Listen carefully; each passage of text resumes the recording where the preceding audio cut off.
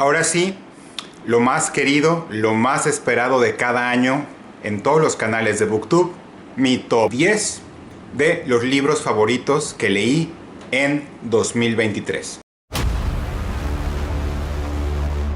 Hola, bienvenidos a Esto No Es Un Spoiler, mi nombre es Joaquín y el día de hoy les traigo mi top 10 de mis libros favoritos leídos en 2023.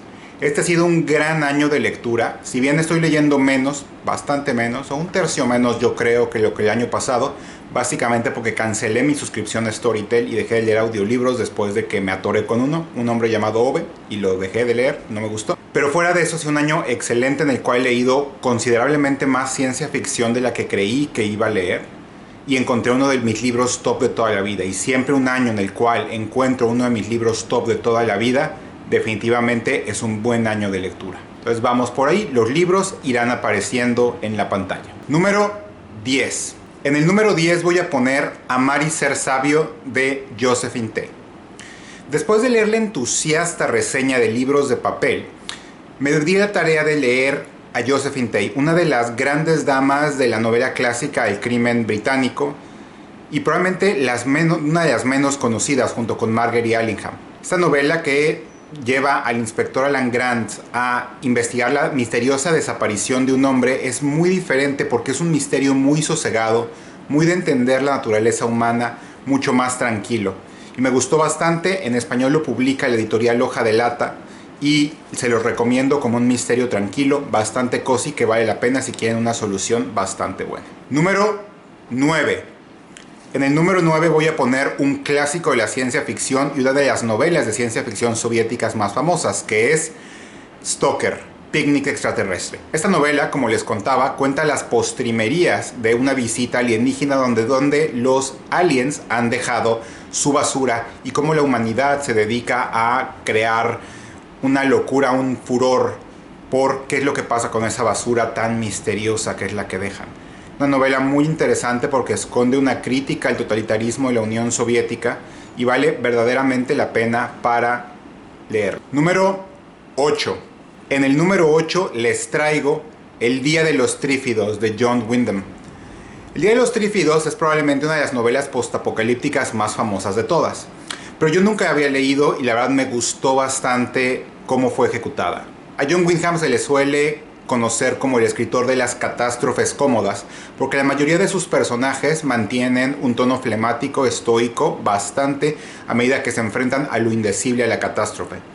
A mí lo que me gustó bastante de esta novela, que cuenta obviamente el fin del mundo y las plantas carnívoras son en realidad un actor más, no son el foco principal de la trama, es que a mí me hizo preguntarme que en una situación similar post-apocalíptica probablemente yo reaccionaría como el personaje principal. Es decir, el personaje principal antepone una visión del mundo mucho más pragmática, mucho más tecnocrática de cómo resolver las catástrofes y cómo restablecer la humanidad, que fue la que me gustó mucho y que la verdad es la que hace más sentido con mi carácter. Número 7. Un plan sangriento de Graham McRae Burnett.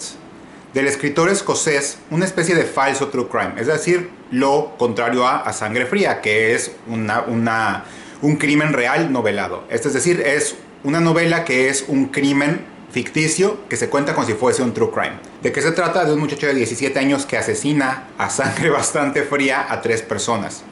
¿Quiénes son esas 3 personas? ¿Por qué las mató?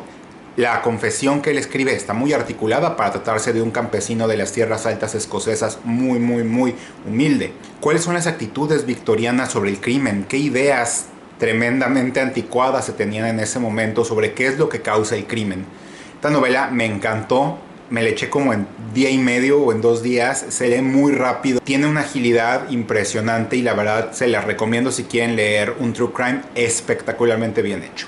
Número 6. En el número 6 les traigo Se desataron los infiernos de Max Hastings.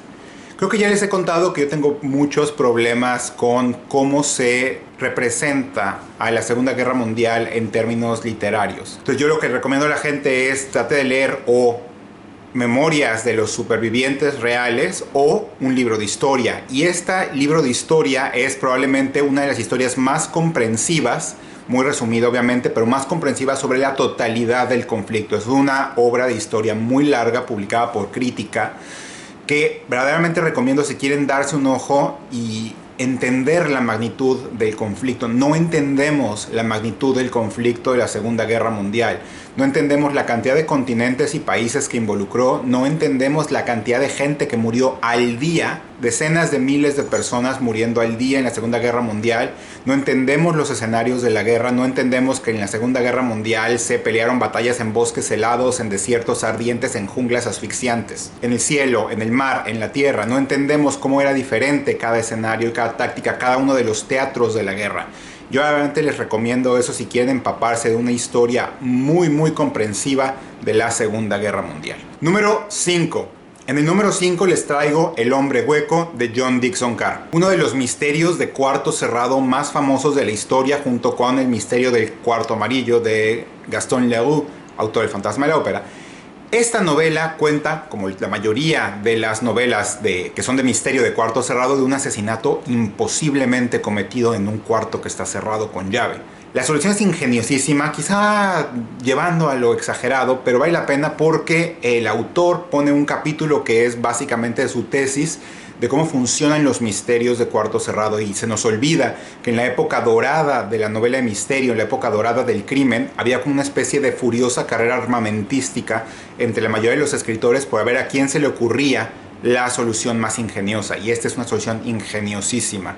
Si saben algo probablemente de cómo funcionan ciertas atracciones en ciertos parques de diversiones, lo van a sospechar, pero créanme, es una novela súper buena y un misterio, pese a que ya tiene prácticamente casi 100 años, si mal no recuerdo, un misterio de época buenísimo. Número 4. En el número 4 voy a poner De Polo a Polo, un libro de viajes de Michael Palin. Michael Palin es otro de mis grandes competidores por el título de El hombre más interesante del mundo. ¿Por qué? Porque él, además de ser parte de un troupe de comedia legendario, Monty Python obviamente, en sus ratos semilibres se dedicó a hacer documentales de viajes para la BBC. Este libro es una narración de un viaje que él hizo del Polo Norte al Polo Sur, siguiendo una ruta casi 100% sobre superficie, es decir, por mar y tierra. Empezando en el Polo Norte, pasando por Noruega, la Unión Soviética, 1991, en el año de su desintegración, le tocó buena parte de la conmoción con Yeltsin y toda esa parte, por Turquía, por Egipto, por Etiopía, por Namibia, por Kenia y Tanzania, Sudáfrica, y terminando en Chile. Ese fue el único vuelo que tomó para de ahí ir al Polo Sur.